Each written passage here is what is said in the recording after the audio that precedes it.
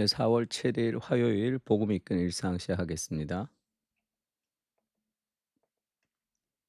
드러난 하나님의 질서 계속되고 있고요. 오늘 잠언 22장 1절입니다. 많은 재물과 명예를 택할 것이요 많은 재물보다 명예를 택할 것이요 은이나 금보다 은총을 더욱 택할 것이니라. 지금 재물보다 명예, 금보다 은총을 택하라. 지금 그렇게 이야기합니다.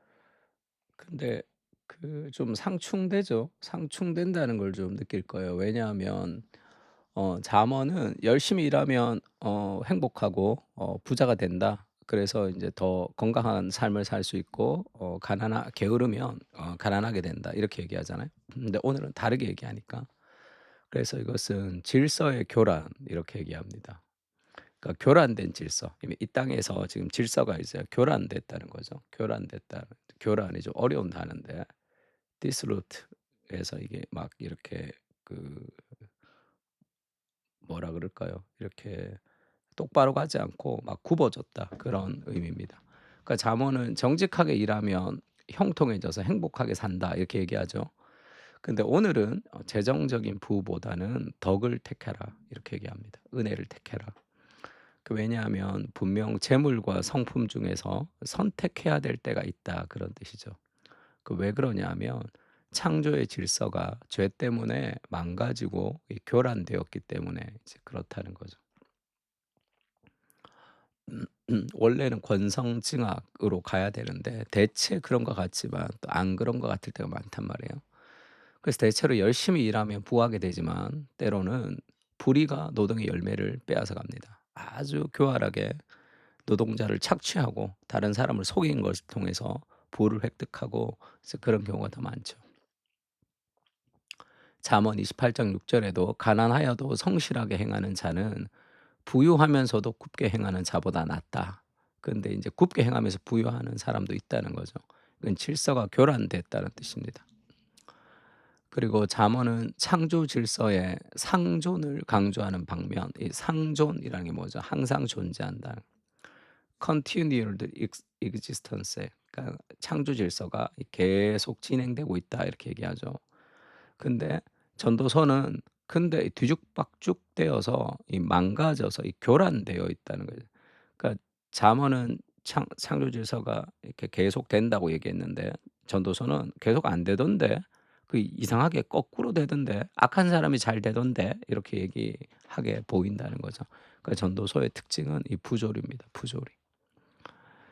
근데 욥기는 근데 이 부조리해 보이는 세상인데 자세히 보면 그 하나님의 창조 질서가 여전히 숨겨져서 인간의 악한 행동 속에서도 하나님의 뜻이 이루어진다라는 것을 보여주는 거예요. 그래서 명확한 하나님의 질서가 있는데 이 땅에서는 그렇게 보이지 않을 때가 많다. 그러나 눈을 열어보면 결국은 하나님의 질서가 이루어진다는 것을 보는다는 거죠. 그 눈이 좀 우리에게 필요합니다. 그래서 지혜로워지려면 이 세 가지 측면을 다 보아야 한다. 근데 그렇지가 않습니다. 한 가지 측면이 더 있어요. 지금 우리가 잠언 그리고 전도서 그리고 욥기 이게 뭐예요? 합쳐서 이게 시가서라 그러죠. 시가서가 이제 욥시, 잠, 전, 아잖아요. 그러니까 욥기 그다음에 시편, 잠언, 전도서, 아가서 이게 다 시가서거든요. 이 시가서는 전체가 이렇게 좀 보여주는 이 전체로 균형을 이루는 게 있습니다. 그러니까 아가서는 좀 떨어져 있더라도 아가서는 그 그리스도와의 사랑을 얘기하는 거니까 시편은 이 속에 좀 들어가야 돼요. 세 가지 측면에 네 가지 측면으로 들어가야 됩니다. 그러니까 잠언을 보면 우리가 하나님의 질서를 믿고 살아가는데 전도서에 보면 안 된단 말이에요. 그러면 막 분노합니다. 하나님 된다고 했는데 약속했는데 왜 이렇게 안 됩니까? 이렇게 막 분노하죠. 그거는 세상의 타락을 고려하지 못한 순진한 생각이죠. 그래서 눈을 떠서 전도서를 그 욥기를 보면 '아 역시 하나님의 질서가 있고 하나님의 섭리가 있구나.'라고 눈을 뜨는데 어떻게 눈을 뜨냔 말이에요. 그건 시편을 통해서 눈을 뜨는 겁니다. 시편은 인생의 여러 가지 불만과 힘듦을 하나님께 기도하는 내용이죠. "우리의 감정이 재조정된다." 이렇게 얘기했습니다, 시편을 통해서.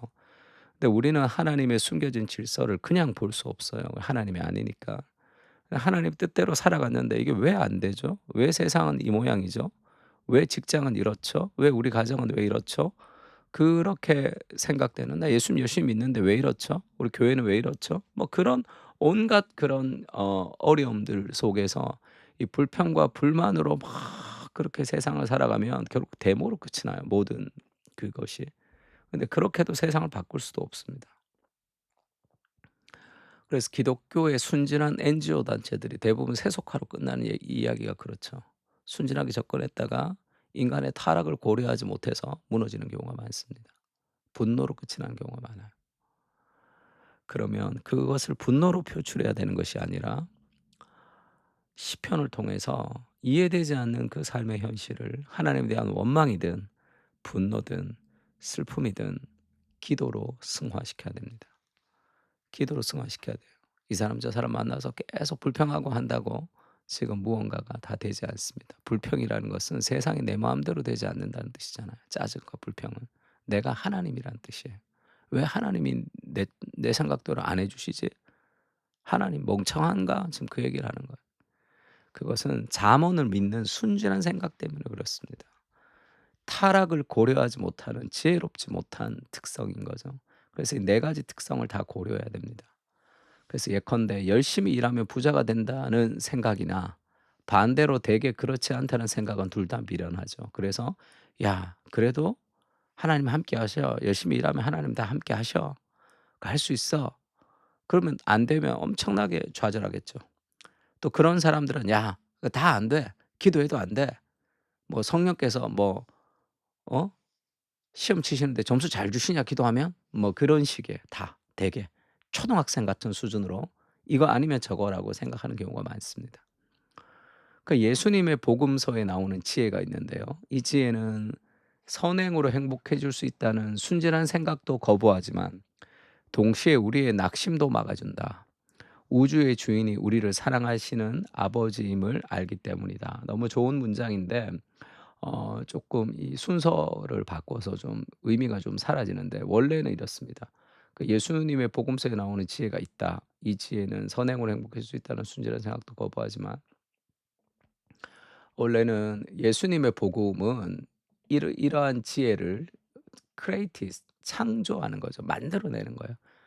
그러니까 그리고 이제 현재형으로 썼으니까 이게 한 번에 되는 것이 아니라 이게 계속 지속되는 과거에 한 번 있었던 지혜가 아니라 지금도 이어지는 그런 지혜, 보편타당한 지혜라는 의미가 좀 있습니다.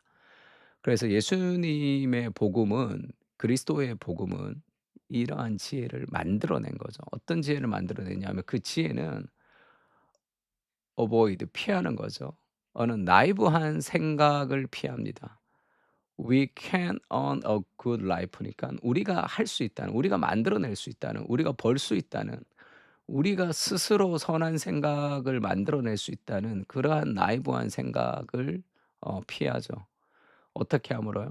우리가 열심히 일하면 우리가 선한 삶, 좋은 세상, 좋은 삶을 만들어낼 수 있다라고 하는 그런 순진한 생각을 거부합니다, 예수님의 지혜는. 그리고 또 역시 프리벤트 뭐를 좀 막아주냐 하면 어 discourage 어떤 낙심이 생기는 것으로부터 우리를 또 방어하기도 하죠. 그거는 이 knowing 뭘 알기 때문이죠. 그 우주의 주인이신 그분이 우리의 사랑하는 아버지인다는 그 지식이 있기 때문에 그것을 알기 때문에 그 낙심에서 벗어난단 말이에요. 왜냐하면 '이게 왜 안 되지? 순진한 내가 열심히 하면 된다고 했는데 왜 안 되지?' 하고 할 때 우리가 완전히 낙심되지 않을 수 있는 힘이 어디서 오죠? 온 우주의 주인이신 아버지는 모든 것을 다 하실 수 있는 그분이 우리 아버지가 되셔서 지금 이 바닥 같은 현실 속에서도 하나님이 내 인생을 가장 아름답게 인도하시는 분이시다라는 삶의 그 소망을 가지기 때문에 이 무너진 세상 속에서도 낙심하지 않습니다. 그래서 하나님의 진리, 이 복음은 우리를 교만하게 하지도 않고 우리를 좌절시키지도 않아요. 그리고 아주 나이브하게 긍정적이지도 않고 아주 비판적으로 부정적이지도 않습니다. 그게 복음을 모르기 때문에 생기는 삶의 균형이죠. 야, 성경 거 믿어봤자 다 아무것도 안 돼. 그것은 성경의 문제가 아니라 자신의 이해의 부족입니다. 왜냐하면 다 입체적으로 고려해야 되거든요. 당신의 타고난 성향은 착실한 삶과 고된 노력의 결과에 아주 낙천적인 편인가 아니면 냉소적인 편인가, 둘 다 아니라는 거예요. 둘 다 인간의 성품으로는 이건 다 50점 밖에 안 됩니다. 그리스도의 복음으로 나를 생각할 필요가 있는 거죠. 야고보서는 그렇게 얘기합니다. 너희 중에 오늘이나 내일이나 어떤 도시에 가서 1년을 머물며 장사하고 이익을 보려는 자들아, 내일 일을 알지 못한다. 너희 생명이 무엇이냐? 너희는 잠깐 보이다 없어지는 안개와 같다. 그게 인생의 본질입니다. 우리가 할 수 없다는 걸 좀 인식해야 돼요. 내가 할 수 있다고 생각하면 무너집니다. 또 예수님도 그렇게 얘기하죠. 야, 이방인들이 구하는 무엇을 먹을까 무엇을 마실까 그 이방인들이 구하는 것이야.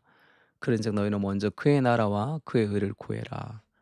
그러면 이 모든 것을 너희에게 더해 주실 것이다. 이렇게 얘기하죠. 그리고 6장 34절이 좀 특이한데, 그러므로 내일 일을 위하여 염려하지 말라. 내일 일은 내일이 염려할 것이요. 이렇게 나오죠. 내일이라는 이 단어를 의인화했습니다. 내일 일은 내일 걔가 염려할 것이야. 네가 염려하는 게 아니라 한날의 괴로움은 그날의 족하다. 이렇게 얘기했죠. 그래서 어떤 의미에서 걱정하고 하는 것이 아니라 불필요한 짐을 내가 지는 거예요. 내일은 내일에 맡기는 그것이 믿음일 수도 있습니다. 그리고 오늘의 은혜로 족하죠. 하루하루 일용할 양식을 구하는 겁니다. 그럼 계획하지 말라는 말입니까? 그것도 아니죠. 하나님의 명령은 계획하지 말라는 것이 아니죠. 불안을 없애라는 거예요. 계획하는 것은 충분히 필요하지만 불안으로 동기가 되어서는 안 된다 그 말입니다. 그러니 하나님께 기도해야 되는 거죠. 예수님도 육체에 계실 때에 심한 통곡과 눈물로 간구의 소원을 올리셔서 그가 고난으로 순종을 배우셔서 온전하게 되셨습니다. 하나님의 진리에 자신을 맞추신 거죠. 주님의 정해진 질서를 믿지만 때로는 무너질 때도 있습니다. 그 속에 숨겨진 질서를 볼 수 있는 눈을 허락해 주시고 시편처럼 부르짖어 우리의 감정이 예수님 앞에 재조정되게 하여 주시옵소서. 눈물로 기도하셨던 예수님을 닮아 진리로 우리의 지정의가 새롭게 되게 하여 주시옵소서. 아멘. 두 가지 기도 제목 가지고 기도합시다. 무너진 질서 속에서 불평과 불만이 아니라 숨겨진 하나님의 뜻을 찾게 해 주십시오. 그것을 좀 회개하면 좋을 것 같고요. 눈물과 통곡으로 우리의 지정의를 새롭게 해 주시고 진리로 조율된 삶을 살게 해 주십시오. 문제 앞에서 인간적인 해결책과 인간적인 생각으로만 뛰어들게 되면 늘 불평과 불만밖에 없습니다. 기도해야 돼요. 하나님의 뜻과 동떨어지는 우리의 삶을 기도할 때 하나님 우리의 지정의를 새롭게 해 주시고 눈을 열어서 보이지 않는 질서를 보이게 해 주신단 말이에요. 지금 있는 불안한 현실의 한가운데 그 시편의 기도가 필요합니다. 그렇게 함께 기도했으면 좋겠습니다. 다 같이 기도하겠습니다.